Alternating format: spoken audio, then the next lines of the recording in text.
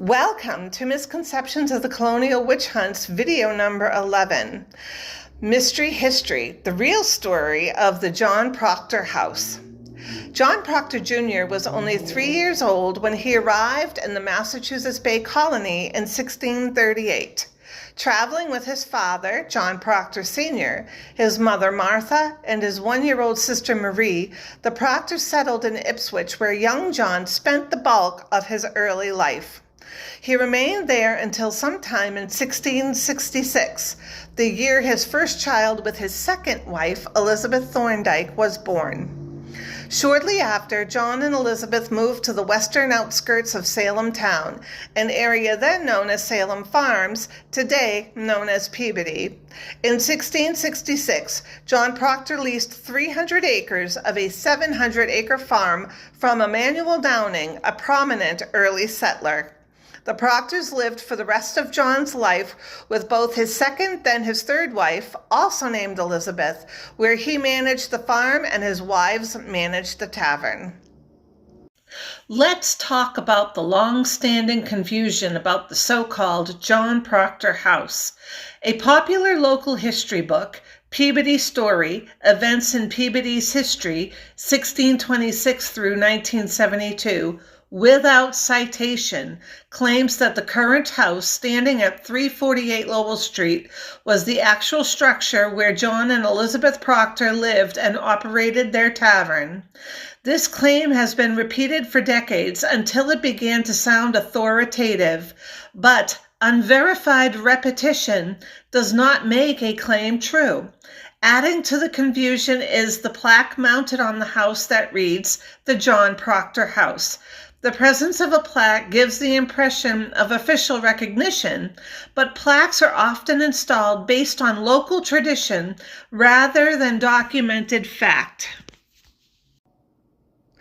Historical research evolves, new documents emerge, property records are reassessed, specialists in architecture and preservation revise earlier assumptions. And when it comes to the John Proctor house, the actual evidence tells a very different story. A few years ago, I visited the Peabody Institute Library of Danvers and asked archivist and historian Richard Trask, one of the region's most respected authorities on Salem Village history, whether the current house at 348 Lowell Street was truly the home of John Proctor. His answer was immediate: no.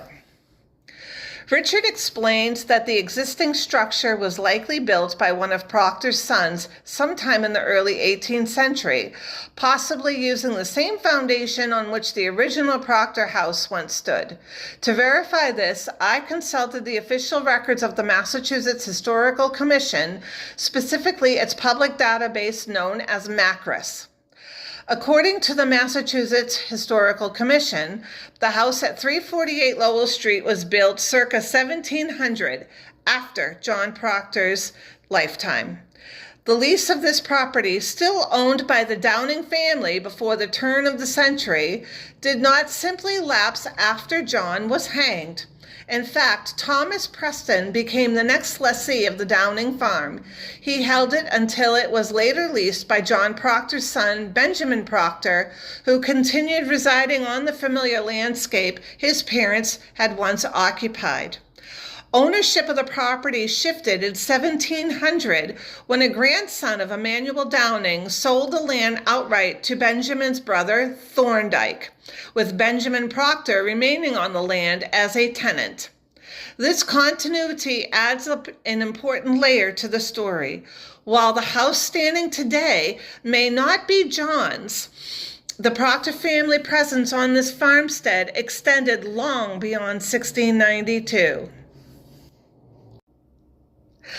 To further this claim, the Salem Witch Museum website refers to a dendrochronology report that dates some of the wood of the present structure to the early 1720s, a fact backed up by former Peabody Historical Society curator Kelly Daniel. In addition, Kelly saw a listing of a purchase of wood in the early 1720s in Thorndyke Proctor's account book.